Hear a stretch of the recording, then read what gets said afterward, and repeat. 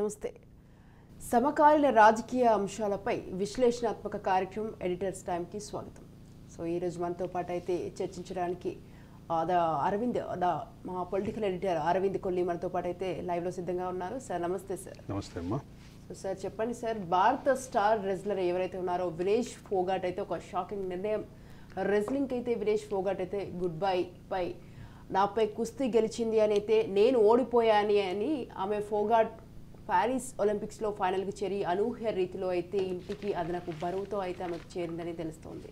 అయితే వినేష్ ఫోగాట్కి సంబంధించిన ఈ ట్వీట్ అందరినీ బాధ పెడుతుందనేది ఎంత నిజమో, వినేష్ ఫోగాట్ తన మొత్తం ప్రస్థానంలో తన మొత్తం కుస్తీ అంటే రెజ్లింగ్లో ఆవిడ అంతర్జాతీయ వేదికలపై చేసినటువంటి స్ట్రగుల్ కానీ, అదే సందర్భంలో ఇక్కడ ఒలింపిక్ సంఘంలో ఉన్నటువంటి కొన్ని అంశాల మీద ఆవిడ చేసినటువంటి పోరాటం కానీ, ఇవన్నీ అసలు ఆవిడే ఓడిపోయింది అన్న ఆవిడ మాటని వాళ్ళ ప్రపంచం కానీ భారతదేశం కానీ ఒప్పుకోవడానికి సిద్ధంగా లేదు.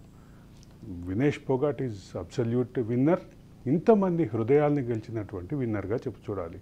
అయితే వినేష్ ఫోగాట్ చేసినటువంటి ఈ అంశం ఏదైతే ఉందో, నేను ఓడిపోయాను అనేటువంటి అంశం, నా పైన కుస్తీ గెలిచింది అనేది, కుస్తీ గెలిచింది అనే ఉద్దేశంలో ఒలింపిక్ సంఘం కానీ భారత ఒలింపిక్ సంఘం పట్ల ఆవిడకు ఉన్నటువంటి అసంతృప్తి కానీ ఇవన్నీ కూడా బయట కనిపిస్తున్నటువంటి అంశం. ఒకటి, ఫైనల్ వరకు వచ్చిన తర్వాత 100 గ్రాముల వెయిట్ విషయంలో ఏదైతే అంశం ఆవిడని రెజ్లింగ్కి ఫైనల్కి డిస్క్వాలిఫై చేసినటువంటి అంశాన్ని చూస్తే మొత్తం భారతదేశం మొత్తం స్పందించింది. ఆవిడ చేత గతంలో విమర్శలు ఎదుర్కొన్నటువంటి వాళ్ళు కూడా స్పందించాల్సినటువంటి పరిస్థితి వచ్చింది. ఒక పక్కన ప్రధానమంత్రి నుంచి భారత ఒలింపిక్ సంఘం అధ్యక్షురాలు పిటి ఉషా నుంచి అందరూ కూడా ఆవిడకి మద్దతు ప్రకటిస్తుంటే, ఇక్కడ కొంత రాజకీయపరమైనటువంటి అంశాలు, రాజకీయపరమైనటువంటి విమర్శలు కూడా వచ్చినటువంటి విషయం గమనించాలి. భారత ఒలింపిక్ సంఘం ఆధ్వర్యంలో జరిగేటువంటి ముఖ్యంగా రెజ్లింగ్ విభాగంలో మహిళా రెజ్లర్ల మీద లైంగిక దాడి, అదే సందర్భంలో లైంగికపరమైనటువంటి ఇబ్బందులు ఎదుర్కొన్నారు అనే అంశాన్ని కొంతమంది రెజ్లర్లు బయటికి తీసుకొస్తే, ఆ అంశాన్ని వాళ్ళతోటి పదంగా నిలబడినటువంటి కొద్ది మందిలో వినేష్ ఫోగాట్ కూడా ఒకరు. వినేష్ ఫోగాట్కి సంబంధించినటువంటి ఆ పోరాటం మూలంగానే ఆవిడ రాజకీయంగా బలయ్యారు అనేటటువంటి వాదన. ఈ వాదనకు సంబంధించిన అంశంలో వాదోపవాదాలు ఎలా ఉన్నా, నిజానిజాలు ఎలా ఉన్నా, వినేష్ ఫోగాట్ని చివరి నిమిషంలో అనర్హురాలుగా ప్రకటించడం ఏదైతే ఉందో, దీని పట్ల అంతర్జాతీయ సమాజంలో కూడా కొంత చర్చ అయితే ఉంది. అంతర్జాతీయ క్రీడా సమాజంలో చర్చ ఉంది. మొత్తం ఓవరాల్గా కూడా అంటే పారిశ్రామిక వేదికగా జరుగుతుంటే ఒలింపిక్స్లోనే కాదు, వివిధ విభాగాల్లో, వివిధ క్రీడా సంఘాల్లో కూడా ఈ రకమైనటువంటి చర్చలు మొదలైనవి. నిన్నటి నుంచి సామాజిక మాధ్యమాల్లో వస్తున్నటువంటి ట్వీట్ల పరంపర కానీ, వివిధ దేశాలు, అంటే భారత ఒలింపిక్ సంఘము, భారతీయులు మాత్రమే కాకుండా వివిధ దేశాల క్రీడా సంఘాల నుంచి వస్తున్నటువంటి మద్దతు, ఈ అంశాన్ని కనుక మనం క్రోడీకరించి చూస్తే, ఈ ప్రొసీజరల్ ఫాల్ట్గా చూడాలి దీన్ని అనేటటువంటి కంక్లూజన్స్ కొన్ని సందర్భాలు అనిపిస్తున్నాయి. ఇది ప్రొసీజరల్ ఫాల్టేనా లేదా ఇంటెన్షన్స్ ఉన్నాయా అనేటటువంటి అంశాన్ని పక్కన పెట్టి ఆలోచిస్తే మాత్రం, ఇది మాత్రం భారత రెజ్లింగ్ చరిత్రలో వినేష్ ఫోగాట్కి ఒక ఎదురు దెబ్బని బలంగా తట్టుకొని నిలబడినటువంటి వినేష్ ఫోగాట్ ఖచ్చితంగా అభినందనీయురాలే. ఇక్కడ నిన్న జరిగినటువంటి ఘటన సందర్భంగా ఆవిడ కొంత అస్వస్థతకు కూడా గురయ్యారు. ఒక పక్క డీహైడ్రేషన్ ప్రాబ్లం తోటి ఆవిడ కొంత అంటే ప్రాథమిక చికిత్స కోసం వెంటనే అక్కడే ఉన్నటువంటి ఆసుపత్రికి తరలించారు ఆవిడని. ఒలింపిక్ సంఘం కూడా దాని పైన రెస్పాండ్ అయింది. ఈ మొత్తం చరిత్ర అంటే ఈ ఎపిసోడ్లో మొత్తం కీలకంగా ఉన్నటువంటి అంశం ఒకటైతే మాట్లాడకుండా ఈ సబ్జెక్టు గురించి మనం ఒక కంక్లూజన్కి రాలేం. ఒక పక్క బలమైనటువంటి ఒలింపిక్ సంఘంలో, భారత రెజ్లింగ్ ఫెడరేషన్లో అంతర్గతంగా మహిళా రెజ్లర్ల పట్ల జరుగుతున్నటువంటి లైంగికపరమైనటువంటి అంశాలని, లైంగిక దాడిపరమైన అంశాలని, లైంగికపరమైన ఒత్తిడి అంశాలని కొంతమంది రెజ్లర్లు బయటకు తీసుకొస్తే, వాళ్ళకి అండగా నిలబడినటువంటి అతి కొద్ది మందిలో వినేష్ ఫోగాట్ ఒకరు. అటువంటి ఫైటరు, అటువంటి అంటే మొత్తం భారతదేశంలో ఉన్నటువంటి అందరి మనసుల్ని ఆకర్షించినటువంటి ఆ పోరాట ఏదైతే ఉందో ఆ పోరాటానికి ముందు ఫ్లాగ్ షిప్ ఉన్నటువంటి వినేష్ పోగాట్ ఈరోజు అంతర్జాతీయ వేదికపై ఈ రకమైనటువంటి ఇబ్బంది ఎదుర్కోవటం, దీని వెనుక కూడా రాజకీయాలు ఉన్నాయనేటువంటి చర్చ కూడా ముందుకు వస్తుంది. ఈ రాజకీయపరమైనటువంటి ప్రభావాలు, రాజకీయపరమైనటువంటి అభిప్రాయాలు ఎలా ఉన్నా ఈ అంశంలో మాత్రం వినేష్ పోగాట్ తోటి భారతదేశం ఉంది, భారత సమాజం ఉంది, భారత ప్రభుత్వం ఉంది. భారత ప్రభుత్వం కూడా నిన్ననే ప్రధాని మోడీ స్వయంగా భారత ఒలింపిక్ సంఘం అధ్యక్షురాలైనటువంటి పిటి ఉషతో మాట్లాడారు. ఈ విషయాన్ని పర్స్యూ చేయాలి, భారత్ యొక్క ప్రొటెస్ట్ని రిజిస్టర్ చేయాలి అని కూడా చెప్పారు. చెప్పిన క్రమంలోనే ఇంకొక అంశం కూడా వస్తుంది.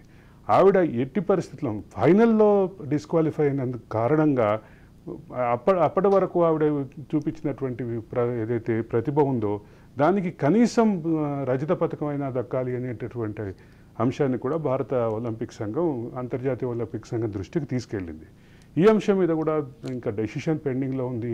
ఇప్పటికే ప్రాథమికమైనటువంటి అంచనా ప్రకారం అయితే ఆమెకి రజత పథకం కూడా వచ్చే అవకాశం లేదనేటటువంటి అభిప్రాయాలు అయితే వ్యక్తమవుతున్నాయి. కానీ దాన్ని కూడా ప్రొటెస్ట్ చేయాలి, దాన్ని కూడా అంటే అడ్వకేట్ చేయాలి అంటూ ఒక బలమైనటువంటి ఇండికేషన్స్ ప్రభుత్వం నుంచి వెళ్ళినాయి. కాబట్టి ఆ రకమైనటువంటి పోరాటం భారత ఒలింపిక్ సంఘం కూడా చేసే అవకాశం ఉంది.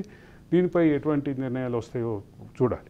కానీ ఈ మొత్తం అంశంలో కీలకంగా మారినటువంటి వినేష్ పోగాట్ గతంలో మహిళా రెజ్లర్లకి అండగా ఉన్నది అనే కారణం ఏదైతే ఉందో అది దాటి కూడా ఒక రకమైనటువంటి ప్రశంసలు వస్తున్నాయి, ఒక రకమైనటువంటి విమర్శల్ని దాటి ప్రశంసలు వస్తున్నాయి. ఈ అంశంలో రాజకీయపరమైన అనుబంధాలు, రాజకీయపరమైన చర్చలు పక్కన పెట్టి ఆలోచిస్తే మాత్రం వినేష్ పోగాట్ అనేది ఖచ్చితంగా వినేష్ పోగాట్ ఈరోజు భారతీయుల ముద్దుబిడ్డగానే చెప్పాలి.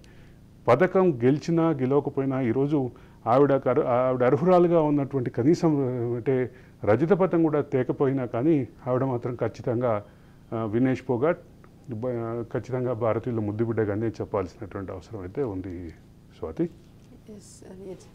అలాగే సార్, ఇక మనం ఏపీలో చూసుకున్నట్లయితే ఏపీ క్యాబినెట్ అయితే కీలక నిర్ణయాలు, స్థానిక సంస్థలు అలాగే సహకార సంఘాలు అయితే 3 పిల్లలుంటే పోటీకి అనర్హత నిబంధన తొలగింపు అని చెప్తోంది. అంటే ఒకటి విషయం చెప్పాలంటే నిన్న ఏపీ క్యాబినెట్ తీసుకున్న నిర్ణయాలు అనేక కీలకమైనటువంటి నిర్ణయాల్లో ఇది ఒక ముఖ్యమైనటువంటి నిర్ణయంగానే చెప్పాలి. దీంతోపాటు ఎక్సైజ్ పాలసీని మార్చాలి. ఇది ఎక్సైజ్ పాలసీ మార్చబోతున్నారు అని మనం ఈ షోలో చాలాసార్లు మాట్లాడుకున్నాం. ఎక్సైజ్ పాలసీలో గతంలో ప్రైవేటు సంస్థల పాత్ర ఉండేది. ఇప్పుడు ప్రభుత్వం షాపులు నిర్వహించడం మూలంగా జరుగుతున్న అవకతవకలకి సంబంధించిన అనుమానాలు, దానికి సంబంధించిన కేసులు కూడా జరుగుతున్నాయి. కాబట్టి ఆ అంశాన్ని ప్రాతిపదికగా తీసుకుని మళ్ళీసారి ఎక్సైజ్ పాలసీలో పాత నిర్ణయాలని తీసుకునేటటువంటి అంటే 5 సంవత్సరాల ముందు ఉన్నటువంటి పద్ధతిని మళ్ళీ తీసుకొచ్చే అవకాశం ఉంది అని మాట్లాడుకున్నాం. ఈ విషయంలో చాలా క్లియర్. ఆంధ్రప్రదేశ్ ప్రభుత్వం మళ్ళీ టెండర్ల ప్రక్రియ ప్రారంభం చేయబోతుంది. ఎక్సైజ్ పాలసీని అక్టోబర్ 1 నుంచి పూర్తి స్థాయిలో అమలులోకి తీసుకురావుతుంది. దీనివల్ల ప్రభుత్వానికి రావాల్సినటువంటి రాబడి క్లారిటీ ఉంటుంది, అమ్మకము అదే సందర్భంలో ఉత్పత్తి వీటన్నిటి మీద కూడా ఒక క్లారిటీ ఉంటుంది. ఇప్పుడు అమ్మకానికి సంబంధించి, ఉత్పత్తికి సంబంధించి మధ్యలో ఫెసిలిటేటర్గా ఉండేటటువంటి గిడ్డంగుల వేర్ హౌస్ నిర్వహించేటటువంటి ఏపీ బ్రూవరీస్ కార్పొరేషన్ ఏదైతే ఉందో ఏపీ బ్రూవరీస్ కార్పొరేషన్ గురించి వీటన్నిటి గురించి వివాదాలు, చాలా అంశాలు, రాజకీయపరమైనటువంటి చర్చలు, అనుమానాలు, ఆరోపణలు ఇవన్నీ ఉన్నాయి నేపథ్యంలో ఎటువంటి పరిస్థితుల్లోనూ ఇది సహజం మార్పు వస్తుంది అని మనం అనుకున్నట్టుగానే మార్పు దిశగా ఆంధ్రప్రదేశ్ ప్రభుత్వం వెళ్తుంది. దాంతోపాటు మరికొన్ని నిర్ణయాలు కూడా ఉన్నాయి. అయితే ఈ 3 పిల్లల నిబంధనల విషయానికి మళ్ళీ వద్దాం. ఈ 3 పిల్లల నిబంధనల విషయంలో ఒకటి క్లారిటీగా చూడాల్సిన అంశం ఏంటంటే ఇది ఎమ్మెల్యేలకి, ఎంపీలకి లేకుండా కేవలం స్థానిక సంస్థలకే ఉంచారు అని ఒక విమర్శ దాదాపు దశాబ్దాలుగా ఉంది. స్థానిక సంస్థల్లో ఇటువంటి నిబంధనలు పెట్టడం మూలంగా స్థానిక సంస్థల్లో ఒక ప్రతిబంధకంగా మారింది. ముఖ్యంగా గిరిజన మహిళల్లో అంటే బహుళ సంతానం అనేది చాలా సహజం కాబట్టి గిరిజన రిజర్వేషన్లు నిర్వహించేటటువంటి గిరిజన రిజర్వేషన్ల పరిధిలో ఉండేటువంటి సంస్థల్లో ఇది బాగా ఇబ్బందికరంగా ఉన్నటువంటి నిబంధనగా గిరిజన సంఘాలు దీన్ని వ్యతిరేకిస్తూ వస్తున్నాయి. అయితే ఇది ఇట్లా ఉంటే గత కొంతకాలంగా ఒక చర్చ అయితే తెలుగుదేశం పార్టీ లేవనెత్తింది. సంతానం ఎక్కువ ఉండాలి, ఎందుకంటే ఆంధ్రప్రదేశ్లో కొన్ని సంవత్సరాల తర్వాత, ఒక 2 దశాబ్దాల తర్వాత పూర్తిగా వృద్ధుల సమాజం అయిపోతుంది, చైనా లాంటి ఇబ్బంది వస్తుంది. కాబట్టి ప్రొడక్టివిటీలో ప్రొడక్టివ్ ఫోర్సెస్గా ఉన్నటువంటి హ్యూమన్స్ రిసోర్సెస్ కూడా బలంగా ఉండాలి. అంటే యువకులు బలంగా ఉండాలి అంటే, యువకుల సంఖ్య పెద్దగా ఉండాలి అంటే బహుళ సంతానం దిశగా వెళ్ళాలి అనేటటువంటి ప్రయత్నాన్ని కూడా తెలుగుదేశం పార్టీ గత కొంతకాలంగా వివిధ స్థాయిలో వినిపిస్తూ వస్తుంది. 2047 విజన్ 2047 డాక్యుమెంట్ ప్రిపరేషన్లో కూడా ఈ అంశాన్ని ఇంక్లూడ్ చేయాలని తెలుగుదేశం పార్టీ అధినేత చంద్రబాబు ఢిల్లీ వేదికగా కూడా డిమాండ్ చేశారు. అది వీటన్నిటిని కలిపి లింక్ చేసి ఆలోచిస్తే తెలుగుదేశం కూడా ఈ రకమైనటువంటి ఆలోచనగా ఉంది. కాబట్టి బహుళ సంతానం దిశగా కుటుంబాన్ని ప్రోత్సహించాలనేటటువంటి ఆలోచన ఏదైతే ఉందో ఆ ఆలోచనకు కూడా దీన్ని లింక్ చేసి ఆలోచిస్తే మాత్రం దీనికి సంబంధించినటువంటి క్లారిటీ వస్తుంది. స్వాతి, అలాగే సార్, ఇంకొక విషయం, ఇంకా ఇటు రిజర్వాయర్ చెరువులో పబ్లిక్ యాక్షన్ రద్దు చేసి స్థానిక మత్స్యకారులకు అవకాశం కల్పించాలని ఇదొక కీలకమైన నిర్ణయమే. ఏం జరుగుతోందంటే స్థానికంగా ఉండే రిజర్వాయర్లకు కానీ స్థానికంగా ఉండే చెరువులకు కానీ ఆక్షన్ నిర్వహించి చేపల పెంపకాన్ని చేపట్టడానికి అవకాశం ఇచ్చేవాళ్ళు. దాన్ని పూర్తి స్థాయిలో అవకాశం లేకుండా మళ్ళీ పాత పద్ధతికే మత్స్యకార సంఘాలకి ఇవ్వాలి అనేటువంటి ఒక డెసిషన్ జరిగింది. దీంతోపాటు ఇంకొక డెసిషన్ కూడా నిన్న కొద్దిగా అంటే ఆంధ్రప్రదేశ్లో, తెలంగాణలో ఏదైతే జిల్లాకు ఒక మెడికల్ కాలేజ్ ఉందో 100 సీట్లతోటి మెడికల్ కాలేజ్, ఆంధ్రప్రదేశ్లో కూడా ఆ రకమైనటువంటి మెడికల్ కాలేజీలు ప్రారంభించాలని ఒకటి నిర్ణయం కూడా జరిగింది. దీంతోపాటు ఇంకొక ముఖ్యమైనటువంటి నిర్ణయాలు కూడా నిన్న రెండు ముఖ్యమైన నిర్ణయాలు చెప్పాలి. ఎన్డీఏ కూటమిని అధికారంలోకి తీసుకురావడంలో ఒక ప్రధాన పాత్ర పోషించినటువంటి ల్యాండ్ టైటిలింగ్ యాక్ట్ని ఇప్పటికే రద్దు చేశారు. అయితే ల్యాండ్ టైటిలింగ్ యాక్ట్తో పాటు ఇంకో 2 అంశాల మీద చాలా విస్తృతంగా ప్రచారం చేసింది. ఆ మూడింటిని కలిపి ప్రచారం చేసింది కూటమి పార్టీలు. అదేంటంటే పట్టాదారు పాస్ పుస్తకాల మీద జగన్మోహన్ రెడ్డి ఫోటో ఉండటం ఒకటి, రెండోది సరిహద్దు రాళ్ళు ఏవైతే పొలాల్లో సరిహద్దు రాళ్ళు పాతారో ఆ సరిహద్దు రాళ్ల మీద జగన్మోహన్ రెడ్డి ఫోటో, జగన్మోహన్ రెడ్డి పేరు ఉండటం, జగనన్న భూరక్ష పథకం అని చెప్పి దానికి ఒక పేరు పెట్టి దాన్ని ఆ రకమైనటువంటి డైరెక్షన్లో ముందుకెళ్ళారు. ఇక్కడ చంద్రబాబు పదే చెప్తున్న మాట ఏంటంటే 700 కోట్లు ఈ రాళ్ల కోసం వెచ్చించింది గత ప్రభుత్వం అని. అయితే ఈ రాళ్లని భూమిలో పాతటం మూలంగా ఆ రాళ్ళు శాశ్వతంగా ఉంటాయి కాబట్టి అక్కడ జగన్మోహన్ రెడ్డి ఎప్పటికీ శాశ్వతంగా ఉంటాడు అనేటటువంటి ఒక ప్రీమెచ్యూర్ ఆలోచన విధానంగా కనిపించింది అంటూ రాజకీయపరమైనటువంటి విమర్శలు కూడా వచ్చినాయి. ఇక్కడ ఒక ముఖ్యమైనటువంటి అంశం చెప్పాల్సింది ఏంటంటే ఇది ఎన్నికల్లో కూడా బలంగా కూటమి ప్రభుత్వం అధికారంలోకి రావడానికి కారణమైంది. ఈ రకమైనటువంటి ఏదైతే ఉందో ఆ ప్రొసీజరల్ దాన్ని ఆపేయాలి అని చెప్పి రాష్ట్ర ప్రభుత్వం నిర్ణయించింది. ఇప్పుడు కొత్త ప్రభుత్వం పూర్తిగా రాజముద్రతోటే, ఆంధ్రప్రదేశ్ రాజముద్రతోటే పట్టాదారు పాస్ పుస్తకాలు ఇవ్వాలని నిర్ణయం చేసింది. ఇక కొలతరాళ్ళని కూడా ఆ పేరు ఆ ఫోటో చెడిపేసేలాగా మరొక అంటే దాని కరెక్షన్ ప్రాసెస్కి ఇనిషియేట్ చేయాలని కూడా నిర్ణయం జరిగింది. స్వాతి, అలాగే సార్, ఇంకో విషయం, కొత్త ఎక్సైజ్ పాలసీ, ఇంతకుముందు మీరు మాట్లాడారుగా, కొత్త ఎక్సైజ్ పాలసీ రూపొందించేందుకైతే కేబినెట్ ఆమోదం జరపడం, అక్టోబర్ 1వ తారీఖు నుంచి కొత్త ఎక్సైజ్ పాలసీ రాబోతుంది. కొత్త ఎక్సైజ్ పాలసీలో భాగంగా నాకు తెలిసిన సమాచారం, నాకున్నటువంటి అంచనా ప్రకారం అయితే మళ్ళీ టెండర్లు పిలుస్తారు, మళ్ళీ దానికి సంబంధించినటువంటి ప్రక్రియ ప్రారంభం అవుతుంది అనేది నాకున్నటువంటి ప్రాథమికమైనటువంటి అంచనా. స్వాతి, అలాగే సార్, అటు జగన్ ఇంకొక విషయం ఏంటంటే జగన్ ఫోటో ఉన్న పట్టాదారు పాస్ పుస్తకాల స్థానంలో అయితే ఇంకా రాజముద్ర ఉన్న కొత్త పుస్తకాలు అది చెప్పాను కదా, అది రెండింటిని, ఒకటి సరిహద్దు రాళ్ళని అట్లాగే జగన్మోహన్ రెడ్డి ఫోటో ఉన్నటువంటి పాస్ పుస్తకాలని వీటిని ఆపేసి రాజముద్ర ఉన్నటువంటి పాస్ పుస్తకాలు ఇవ్వాలని డిసైడ్ చేశారు. కాబట్టి దీనికి సంబంధించినటువంటి ప్రక్రియ కూడా ఇనిషియేట్ చేయమని ఆర్డర్స్ కూడా పాస్ చేశారు అని చూడాలి. స్వాతి, మావోయిస్టులపై అయితే మరో ఏడాది ఇది రెగ్యులర్గా జరిగే ప్రొసీజరే. మావోయిస్టు పార్టీని, మావోయిస్టు అనుబంధ సంఘాలని, రాడికల్ విద్యార్థి సంఘం, మన వాళ్ళది పాటల సంఘం ఒకటి ఉంది కదా, వీటన్నిటినీ రద్దు చేసి అంటే నిషేధిస్తూ ప్రతి సంవత్సరం ఒకసారి రెన్యువల్ చేస్తారు. అది రెగ్యులర్ ప్రొసీజరే. దానికి సంబంధించినటువంటి ప్రొసీజరల్ ఆర్డర్స్ కూడా ఈ 2-3 రోజుల్లో రిలీజ్ అవుతాయి. మరొక సంవత్సరం పాటు నిషేధం పొడిగించారు కాబట్టి దానికి సంబంధించినటువంటి ఆర్డర్స్ కూడా వస్తాయి. జననాట్య మండలి, సింగరేణి కార్మిక సంఘం అండ్ రాడికల్ విద్యార్థి సంఘం ఇట్లా వాళ్ళకి అనుబంధ సంఘాలతో పాటు అన్నింటినీ కూడా మావోయిస్ట్ పార్టీ అనుబంధ సంఘాలని మొత్తాన్ని నిషేధం కొనసాగుతుంది ఇంకో మరొక సంవత్సరం పాటు. ఇంకా నూతన మెడికల్ కాలేజీల్లో అయితే 100 సీట్లతో MBBS కోర్సులు త్వరలో అయితే రెవెన్యూ అలాగే గ్రామ సభల నిర్వహణ జిల్లాలో కూడా రెవెన్యూ అధికారులు తిరగాలని ఆదేశించింది. అంటే మొత్తం మీద ఒక ప్రభుత్వం ఏంటంటే ఒక యాక్టివిటీగా క్లియర్గా అంటే స్తబ్దుగా ఉంది ఆంధ్రప్రదేశ్లో గత పాలన అని ఏదైతే చెప్తూ వస్తున్నారో దానికి విరుద్ధంగా వాళ్ళని యాక్టివేట్ చేసి గ్రామ సభలు నిర్వహించాలి అనేటువంటి చర్చ జరుగుతోంది. దానికి సంబంధించిన విధి విధానాలు కూడా రూపకల్పన జరిగింది నిన్న అయితే జరిగినటువంటి సమావేశంలో. ఇంకొకటి రాష్ట్రంలోకి అక్రమ మద్యం రాకుండా కూడా చర్యలు, అది కూడా ఎక్సైజ్ పాలసీలో భాగమే. ఎక్సైజ్ పాలసీలో భాగంగా ఆ రకమైనటువంటి నిర్ణయాలు కూడా జరిగినాయి స్వాతి. సార్ ఇక గుజరాత్లోని PPP మోడల్ను అధ్యయనం చేయాలి. ఇది ఒక ఇంట్రెస్టింగ్ టాపిక్ అమ్మా. ఇది యాక్చువల్గా ఏంటంటే గుజరాత్లో మోడీ అధికారంలో ఉన్న సమయంలోనే ఈ PPP పాలసీని తీసుకొచ్చారు. ఈ PPP పాలసీలు మూలంగా ప్రైవేటు భాగస్వామితో అభివృద్ధి కార్యక్రమాలు నిర్వహిస్తారు.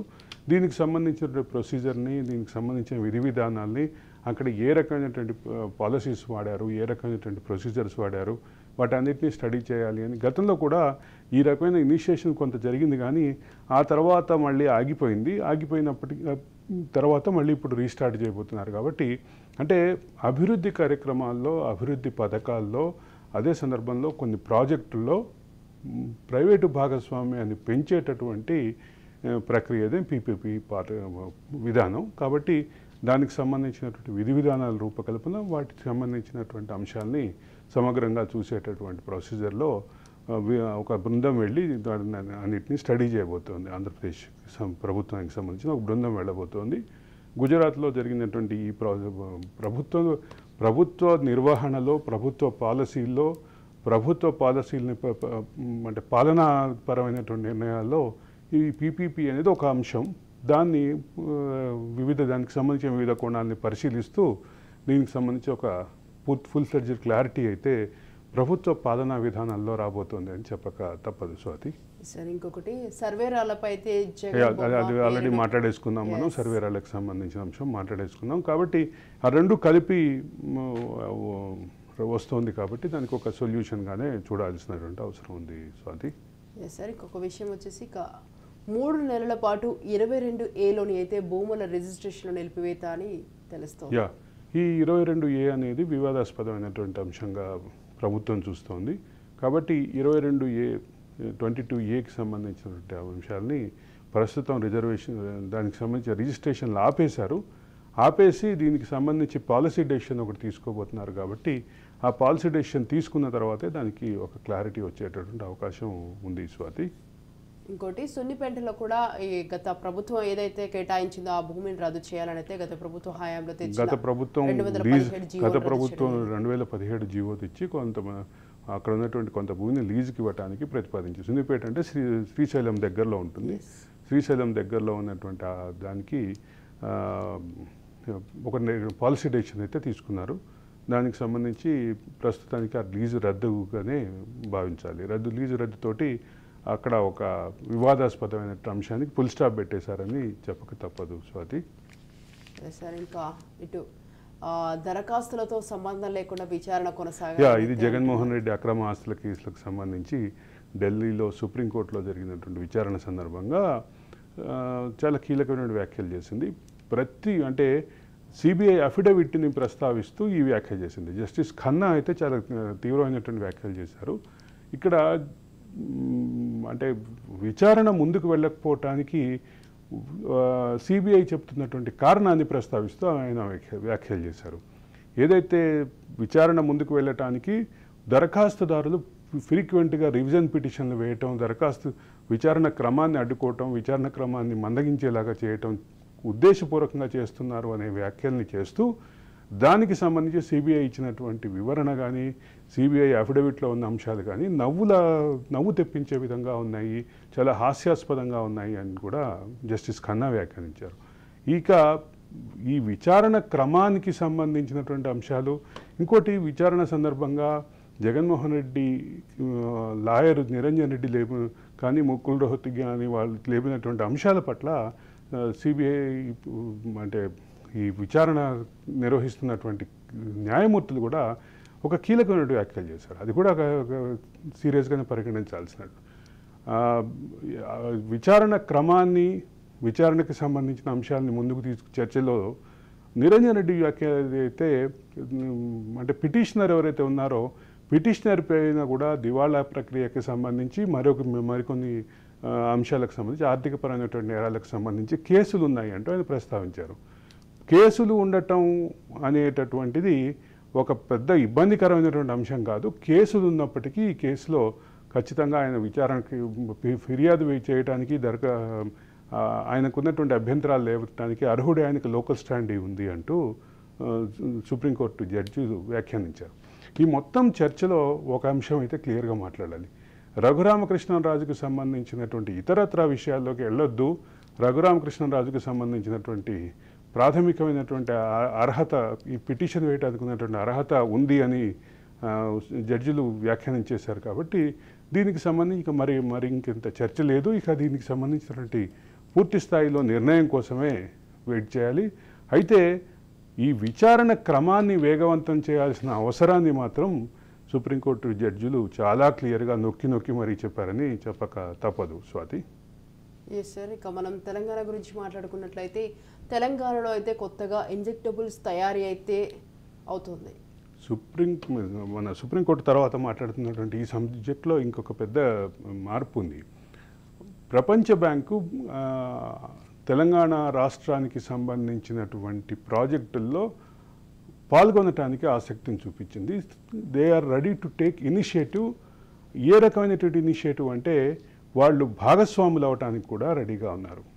ఇది దాంతోపాటు మిగతా ఏవైతే ఇప్పుడు మనం మాట్లాడుతున్నటువంటి పెట్టుబడికి సంబంధించి 400 కోట్లకు సంబంధించిన పెట్టుబడి వస్తుంది. రెండో పక్క ప్రపంచ బ్యాంకు సన్నద్ధత వ్యక్తం చేసింది. ప్రపంచ బ్యాంకుకి అధ్యక్షుడిగా ఉన్నటువంటి బంగా ఎవరైతే ఉన్నారో ఆయన ఇండియన్ కాబట్టి, భారతీయ మూలాలు ఉన్నటువంటి వ్యక్తి కాబట్టి ఆయనతోటి లైజన్ చేశారు. లైజన్ చేసే క్రమంలో చాలా క్లియర్గా ఆయన సన్నద్ధతను వ్యక్తం చేశారు. ఆ సన్నద్ధత ఆధారంగా ఇప్పుడు ముందుకెళ్తున్నటువంటి పరిస్థితి ఉంది. ప్రపంచ బ్యాంకు రెడీగా ఉంది. భారత అభివృద్ధి క్రమంలో భాగస్వాములు అవటం, అదే సందర్భంలో తెలంగాణ అభివృద్ధి క్రమంలో భాగస్వాములు అవటానికి కూడా సన్నద్ధత వ్యక్తం చేస్తుంది. అయితే ఇక్కడ ఒక కీలక విషయం గమనించాలి. దాదాపు 10-15 సంవత్సరాల తర్వాత ఈ రకమైనటువంటి ఇనిషియేషను జరిగింది. ప్రపంచ బ్యాంకును కూడా భాగస్వాములు చేయటానికి సుమారు 10-15 సంవత్సరాల తర్వాత ఒక ఇనిషియేషన్ జరిగింది. ప్రపంచ బ్యాంకు ఆర్థిక సహకారం అందించడంతో పాటు కొన్ని పైలట్ ప్రాజెక్టులని ఇక్కడ ప్రారంభించాలని భావిస్తున్నట్లుగా మనకున్నటువంటి సమాచారం. అంటే యునైటెడ్ నేషన్స్ నిర్వహిస్తున్నటువంటి కొన్ని ప్రాజెక్టులు కూడా తెలంగాణకి రాబోతున్నాయనేది మనకున్నటువంటి ప్రాథమిక సమాచారం. అంటే ముఖ్యంగా ప్రపంచ బ్యాంకు మైక్రో ఫైనాన్స్ రంగంలో ఏదైతే బంగ్లాదేశ్ ఎక్స్పీరియన్స్ ఉందో ఆ బంగ్లాదేశ్ ఎక్స్పీరియన్స్ని ప్రపంచవ్యాప్తంగా ఇంప్లిమెంట్ చేయడానికి గతంలో కొన్ని పైలట్ ప్రాజెక్టులు చేసింది. ఆ పైలట్ ప్రాజెక్టుల మూలంగా ఒక సానుకూలమైనటువంటి ఫలితం వచ్చింది. ఈరోజు ప్రపంచ బ్యాంకు చేయాలనుకుంటున్నటువంటి సానుకూలమైనటువంటి పైలట్ ప్రాజెక్టులు కూడా ఈ రకమైనటువంటివే అని చెప్పక తప్పదు. ముఖ్యంగా పావర్టీ ఎరాడికేషన్ కార్యక్రమాలు, అంటే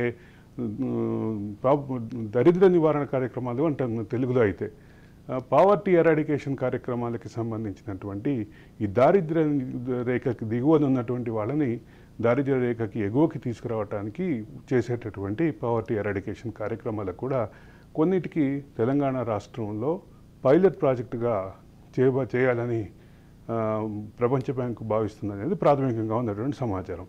మొత్తం మీద అమెరికా టూర్లో బిజీగా ఉన్నటువంటి రేవంత్ రెడ్డి ఇన్వెస్ట్మెంట్స్ తేవడంతో పాటు వివిధ సంస్థల అధిపతుల్ని కలవటం, వాళ్ళతోటి ఇక్కడ ఉన్నటువంటి ఇన్వెస్ట్మెంట్స్ తీసుకురావటం, ఇప్పుడున్నటువంటి ఇన్వెస్ట్మెంట్స్ని, ఇప్పుడున్నటువంటి బిజినెస్ డొమైన్ని పెంచుకునేలాగా వాళ్ళని ప్రోత్సహించడం, వాళ్ళని ఆహ్వానించడంతో పాటు ప్రపంచ బ్యాంక్ అధ్యక్షుడితోటి జరిగినటువంటి సుదీర్ఘ చర్చ సందర్భంగా కూడా ఒక పాజిటివ్ డైరెక్షన్లో వెళ్ళటానికి ఒక ఇండికేషన్స్ అయితే రేవంత్ రెడ్డి ఇచ్చారు. రేవంత్ రెడ్డి ఇవ్వడంతో పాటు బంగా కూడా దాన్ని రిసీవ్ చేసుకుని అదే రకమైనటువంటి ప్రోత్సాహం ఇస్తామని చెప్పి ఆయన అంగీకరించారు.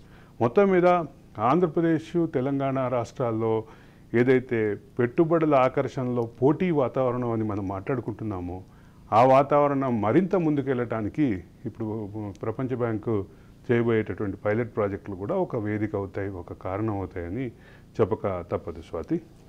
సార్, అలాగే ఇంకొక ఈ తెలంగాణ గురించి మాట్లాడుకున్నట్లయితే అమెరికా పర్యటనలో ఉన్న సీఎం రేవంత్ రెడ్డి మరి తెలంగాణకి ఎన్ని పెట్టుబడులు తీసుకురానున్నారు, ఎన్ని కంపెనీలను తీసుకురా? అదే 400 కోట్లకి సంబంధించి ఈరోజు వచ్చినటువంటి సమాచారం. అయితే ఒకటి క్లియర్గా చెప్పాలంటే ఒక సానుకూలమైనటువంటి పరిణామం అయితే క్రియేట్ అయి ఉంది, ఒక సానుకూలమైనటువంటి వాతావరణం అయితే క్రియేట్ అయింది. అదే సందర్భంలో రెండు తెలుగు రాష్ట్రాల మధ్య పోటీ వాతావరణం కూడా ఉండబోతుంది అని చెప్పక తప్పదు Swathi. Yes sir, yes right. Thank you sir, thank you so much. So చూసారు కదా, ఇది ఇవాల్టి ఎడిటర్స్ టైంలో సమకాలీన రాజకీయాలపై చర్చ.